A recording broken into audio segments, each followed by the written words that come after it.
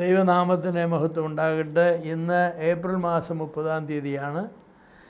ഈ ദിവസം രാവിലെ എല്ലാ ശ്രോതാക്കൾക്കും കർത്താവായ യേശു ക്രിസ്തുവിൻ്റെ വിലയേറിയ നാമത്തിൽ സ്നേഹവന്ദനം അർപ്പിക്കുന്നു. അതോടൊപ്പം തന്നെ ഈ ദിവസത്തിൽ ശുഭ ആശംസകളും നേരുന്നു. ഇന്ന് നമ്മൾ ധ്യാനത്തിന് വേണ്ടി തിരഞ്ഞെടുത്തിരിക്കുന്നത് ലേവ്യാപുസ്തകം 26-ാം അധ്യായമാണ്. ഈ 26-ാം അധ്യായത്തിൽ ഉപയോഗിച്ചിട്ടുള്ള ഒരു പ്രയോഗമുണ്ട്, ചട്ടപ്പടി എന്നുണ്ട്. 26-ാം അധ്യായത്തിൻ്റെ 3-ാമത്തെ വാക്യത്തിൽ എൻ്റെ ചട്ടം അനുസരിച്ച്, എൻ്റെ കൽപ്പന പ്രമാണിച്ചനുസരിച്ചാൽ, എൻ്റെ ചട്ടം അനുസരിച്ച് അങ്ങനെ ഒരു ചട്ടപ്പടി ജീവിതം എന്നൊക്കെ നമ്മൾ പറയാറുണ്ട്. ചട്ടപ്രകാരം എന്ന് പറഞ്ഞാൽ എന്താണ് ചട്ടപ്പടി എന്നൊക്കെ പറഞ്ഞാൽ? നിയമം അനുസരിച്ച്, പ്രമാണം അനുസരിച്ച് ജീവിക്കുന്ന ആളുകളെയാണ് ചട്ടപ്പടി ജീവിക്കുന്നവരെന്ന് പറയുന്നത്. നിയമാനുസരണം ചെയ്യേണ്ട കാര്യങ്ങൾ മാത്രമേ ചെയ്യൂ. അങ്ങനെയുള്ളവരാണ് ചട്ടപ്പടി ജീവിക്കുന്ന ആളുകൾ.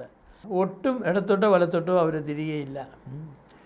എന്നാൽ ഇതൊരു സമരായുധമായിട്ടാണ് ഇന്ന് അനേകരും ഉപയോഗിക്കുന്നത്. ചട്ടപ്പടി ജോലി എന്നൊക്കെ പറയാറുണ്ടല്ലോ. ഞങ്ങൾ ഒട്ടും കൂടുതലും ചെയ്യില്ല. വാസ്തവത്തിൽ അവർ ചെയ്യുന്നത് എന്താണെന്ന് ചോദിച്ചാൽ ജോലി ചെയ്യില്ലെന്നാണ് അവർ പറയുന്നത്. ചട്ടപ്പടി സമരം എന്നൊക്കെയാണ് പറയുന്നത്. പക്ഷേ അവർ ജോലി ചെയ്യാത്തവരാണ്. ഞാൻ അവരെ കുറ്റം പറയുകയല്ല. എന്നാൽ ബൈബിളിലെ ചട്ടപ്പടി ഉണ്ടെന്ന് പറഞ്ഞാൽ നിയമാനുസരണം എല്ലാ കാര്യങ്ങളും ചെയ്യുക എന്നാണ്. ഒന്നും ചെയ്യാതിരിക്കുക എന്നല്ല, ചെയ്യേണ്ടത് മാത്രം ചെയ്തുകൊണ്ടിരിക്കുക എന്നാണ്. അപ്പോൾ ഈ പ്രമാണം വളരെ അർത്ഥവത്തായിരിക്കുന്നൊരു പ്രമാണമാണ്.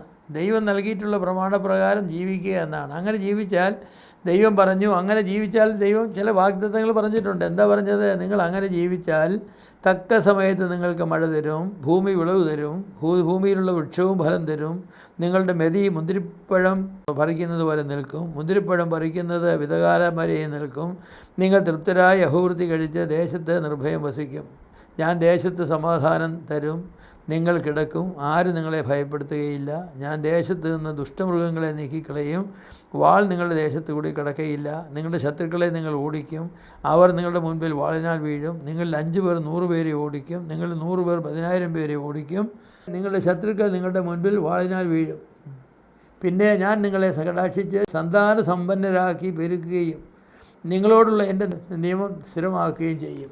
പിന്നെ പറയുന്നുണ്ട്, തുറന്ന് ധാന്യം തരും, ഭക്ഷിക്കാൻ ധാന്യം തരും എന്നൊക്കെ പറയുന്നുണ്ട്. ഈ ചട്ടപ്പടിയുള്ള ജീവിതം എന്ന് പറയുന്നത് വളരെ രസകരമായ ജീവിതമാണെന്ന് ഞാൻ പറയട്ടെ. നിയമം അനുസരിച്ച് റിങ്ങിൽ കൂടെ ചാടുക എന്ന് പറയും. അങ്ങനെ അവസാന ഒടുവിൽ ഇതില്ലാതെ ആടുന്നവരുണ്ട്. ഇല്ലാതെ ആടുന്നവർക്ക് എങ്ങനെ വേണമെങ്കിലും ചാടാം, എത്ര ഉയരത്തിലോ താഴത്തിലോ ചാടാം. പക്ഷേ ഈ വളയത്തിൽ കൂടെ ചാടുന്നവർക്ക് അത് ഒക്കുകയില്ലല്ലോ. അവർക്ക് അവരുടെ എല്ലാ മൂവ്മെൻറ്റും ഈ വളയത്തിൻ്റെ വലിപ്പം അനുസരിച്ച്, വ്യാസം അനുസരിച്ച് ചിട്ടപ്പെടുത്തിയെങ്കിലേ ഒക്കൂ. എതിരെവിടെയെങ്കിലും ചാടിയാൽ വളയത്തിൽ ചെന്ന് ഇടിച്ച് താഴെ വീഴുകയുള്ളൂ. അതുപോലെയാണ് ചട്ടപ്രകാരം ജീവിക്കുന്നവർക്ക് അവർ ചെയ്യുന്ന എല്ലാ പ്രവർത്തനങ്ങളും ദൈവത്തിൻ്റെ വചനപ്രകാരം അഡ്ജസ്റ്റ് ചെയ്യേണ്ടത് ആവശ്യമാണ്. ദൈവത്തിൻ്റെ നിയമം മനസ്സിലാക്കി ആ നിയമപ്രകാരം ജീവിക്കേണ്ടത് ആവശ്യമാണ്. അപ്പോൾ ദൈവം ഇസ്രായേലിനോട് പറഞ്ഞത് അതാണ്, നിങ്ങൾ എൻ്റെ ചട്ടപ്രകാരം ജീവിക്കണം, നിങ്ങൾ എൻ്റെ നിയമപ്രകാരം ജീവിക്കണം, ഞാൻ നിങ്ങളോട് കൽപ്പിച്ചതൊക്കെയും നിങ്ങൾ അനുസരിച്ച് ജീവിക്കണം. അങ്ങനെ അനുസരിച്ച് ജീവിച്ചാൽ നിങ്ങൾക്ക് ഒരുപാട് നന്മ വരുമെന്നാണ് പറഞ്ഞത്. ഒരുപാട് നന്മ വരും. കൃഷിയിൽ നിങ്ങൾക്ക് വിജയം വരും, ബിസിനസ്സിൽ നിങ്ങൾക്ക് വിജയം വരും, നിങ്ങളുടെ കുടുംബജീവിതത്തിൽ സന്താന സമൃദ്ധി ഉണ്ടാകും, നിങ്ങൾക്ക് ആരോഗ്യം വരും, നിങ്ങൾക്ക് അനുഗ്രഹ സമൃദ്ധി ഉണ്ടാകും, എല്ലാം വരും. എന്തിനു പറയുന്നു? പറഞ്ഞ ശത്രുക്കൾ പോലും നിങ്ങൾക്ക് കീഴടങ്ങുമെന്നാണ് പറഞ്ഞത്. നിങ്ങൾ 5 പേർ 100 പേരെ ഓടിക്കാൻ ശക്തരാകുമെന്നാണ് പറഞ്ഞത്. നിങ്ങൾ ചിന്തിച്ച് നോക്കുക, 5 പേര് 100 പേരെ ഓടിക്കും, 100 പേര് 1000 പേരെ ഓടിക്കും. എന്തൊരു വിജയമാണ് അവർക്ക് നൽകുന്നത്. എന്നാൽ അതേസമയം തന്നെ ചട്ടം വിട്ട് ജീവിച്ചാലോ അത് വളരെ ദോഷകരമാണ്.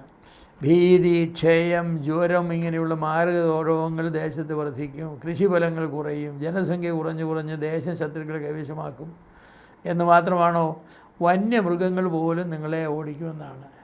പാമ്പ് പെരുകും, അതുപോലെ തന്നെ ചെന്നായ്ക്കൾ പെരുകും, സിംഹങ്ങളും കരടിയും പുലിയും ഒക്കെ പെരുകും. എന്തോ ഒരു കഷ്ടമാണല്ലേ. ഞാനങ്ങ് വിചാരിക്കുക, ഇന്നത്തെ കേരളത്തിൻ്റെ സ്ഥിതി ഞാൻ നോക്കുമ്പോൾ ചട്ടപ്രകാരമല്ല ജീവിക്കുന്നത്. അതുകൊണ്ടെന്താ, പട്ടിയെ പേടിച്ച് റോഡിൽ നടക്കാനൊക്കെയില്ല, കുഞ്ഞുങ്ങൾക്ക് സ്കൂളിൽ പോലും പോകാനൊക്കെയില്ല. പാമ്പാണെങ്കിൽ എല്ലായിടത്തും പെരുമ്പാമ്പുകളും മറ്റ് വിഷപ്പാമ്പുകളും എല്ലാ വീടുകളും വീടിൻ്റെ ചുറ്റുപാടും ഒക്കെ അങ്ങനെയുണ്ട്. അതുപോലെ തന്നെ വന്യമൃഗങ്ങൾ പലയിടത്തും വയനാടും കണ്ണൂരും പ്രദേശങ്ങളിലൊക്കെ പറയുമ്പം അത് പുലി ഇറങ്ങി, കടുവ ഇറങ്ങി, ഇങ്ങനെയൊക്കെ അറിയാം, ആന ഇറങ്ങി കൃഷിയെല്ലാം നശിപ്പിക്കുന്നു.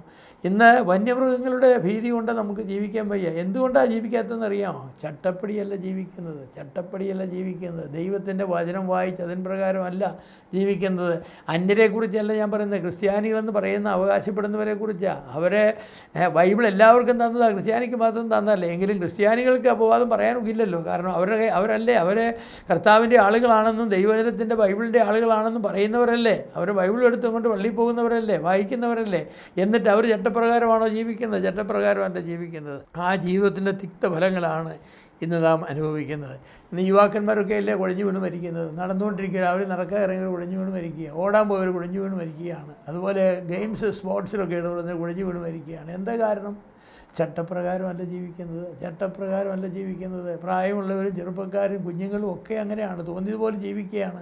എന്തൊരു കഷ്ടമാണ് നമ്മുടെ രാജ്യത്തിൻ്റെ സ്ഥിതി എന്ന് പറയുന്നത്. ഇങ്ങനെ വരണമെന്ന് ദൈവം ഒരിക്കലും ആഗ്രഹിക്കുന്നില്ല. അതിനാണ് ദൈവം മുന്നമേ ഈ കാര്യങ്ങൾ ഇസ്രായേലിനോട് പറഞ്ഞത്, നിങ്ങൾ ചട്ടപ്രകാരം ജീവിക്കുന്നില്ലെങ്കിൽ, എൻ്റെ പ്രമാണം അനുസരിച്ച് ജീവിക്കുന്നില്ലെങ്കിൽ നിങ്ങൾക്ക് ആപത്ത് വരും, ദോഷം വരും. നിങ്ങളുടെ ആയുസ് മധ്യത്തിൽ വെച്ച് നിങ്ങൾ മരിച്ചു പോകും. വന്യമൃഗങ്ങൾ നിങ്ങളെ വേട്ടയാടും, നിങ്ങളുടെ ശത്രുക്കൾ നിങ്ങളെ ഓടിക്കും, നിങ്ങളുടെ ദേശം അന്യർക്ക് കൈവശമായി പോകും. എൻ്റെ പ്രിയമുള്ളവരെ, ഇതൊക്കെ ഭയങ്കരമാണ്. ഇന്ന് ദൈവത്തിൻ്റെ ജനം ഇവിടുന്ന് രക്ഷപ്പെട്ട് എവിടെയെങ്കിലും പോയി ജോലി ചെയ്താമെന്ന് വിചാരിച്ചാൽ അവിടെയൊക്കെ ഇല്ല. ഇപ്പോൾ അവിടെ നിന്ന് തിരിച്ചു പോരുകയാണ്. എന്ത് ചെയ്യും? തിരിച്ചു പോയി. ചട്ടപ്രകാരം ജീവിക്കാത്തവർക്ക് ഒരിടത്തും ഐശ്വര്യം ഉണ്ടാവില്ല. അതുകൊണ്ട് ഞാൻ പറയുന്നത്, ഈ അധ്യായത്തിലെ 26-ാം അധ്യായത്തിൽ പറഞ്ഞിരിക്കുന്ന പോലെ നാം ചട്ടപ്രകാരം ജീവിക്കുന്നെങ്കിൽ നമുക്ക് ഒരുപാട് അനുഗ്രഹങ്ങൾ വരും.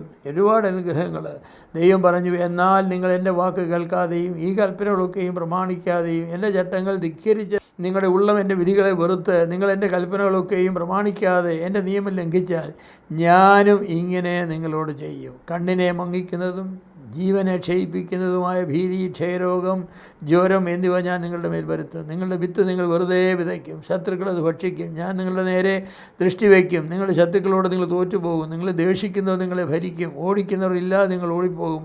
എത്ര ഭയങ്കരമാണ്! ഇന്ന് മാരകമായ രോഗങ്ങൾ, എന്തെല്ലാം രോഗങ്ങളാണുള്ളത്. കോവിഡ് എന്ന് പറഞ്ഞ ഒരു രോഗം ഉണ്ടായി, അതിൽ നിന്ന് ഇതുവരെ രക്ഷപ്പെട്ടിട്ടില്ല രാജ്യങ്ങൾ. അതുപോലെയുള്ള ഇത്തരത്തിലുള്ള ക്യാൻസർ എന്ന് പറഞ്ഞ രോഗം എന്തോരം ആളുകളെയാണ് കൊന്നുകൊണ്ടിരിക്കുന്നത്. ഹൃദ്രോഗം എന്തൊരു വലിയ ആപത്താണ് വരുത്തിക്കൊണ്ടിരിക്കുന്നത്. ഇങ്ങനെയുള്ള അനേക പ്രശ്നങ്ങൾ നമുക്കതിനെ ഫേസ് ചെയ്യാൻ സാധിക്കില്ല. അതിനെ നമുക്ക് ഫേസ് ചെയ്യണമെങ്കിൽ എന്ത് വേണം? നമ്മുടെ ജീവിതത്തെ നാം ക്രമീകരിക്കണം, ദൈവത്തിൻ്റെ വചനം വായിക്കണം, വചനത്തിൽ പറഞ്ഞിരിക്കുന്ന പ്രമാണപ്രകാരം നാം ജീവിക്കണം. അങ്ങനെ നാം ജീവിക്കുമ്പോൾ ദൈവം നമ്മോട് തരാമെന്ന് പറഞ്ഞിട്ടുള്ള അനുഗ്രഹ സമൃദ്ധികൾ നമുക്ക് വരും. നമുക്ക് ആയുസ്സും ആരോഗ്യവും നമ്മുടെ കുടുംബജീവിതവും നമുക്ക് സാമ്പത്തിക സമൃദ്ധിയും എല്ലാവിധമായ അനുഗ്രഹങ്ങളും ദൈവം നമുക്ക് തരും. എൻ്റെ പ്രിയമുള്ളവരെ, ദൈവത്തെ ഭയപ്പെട്ട് ദൈവത്തിൻ്റെ വചനം വായിച്ച് അതിൽ പറയുന്ന പ്രകാരം നമുക്ക് ജീവിക്കാം. അങ്ങനെ ജീവിക്കുമ്പോൾ നമുക്ക് ധാരാളം അനുഗ്രഹം വരുമെന്ന് അറിഞ്ഞുകൊണ്ട് ഈ ചട്ടപ്പടി ജീവിതം നമ്മുടെ ജീവിതത്തിൻ്റെ ശൈലിയാക്കാം. ദൈവം അതിന് നമ്മെ സഹായിക്കട്ടെ.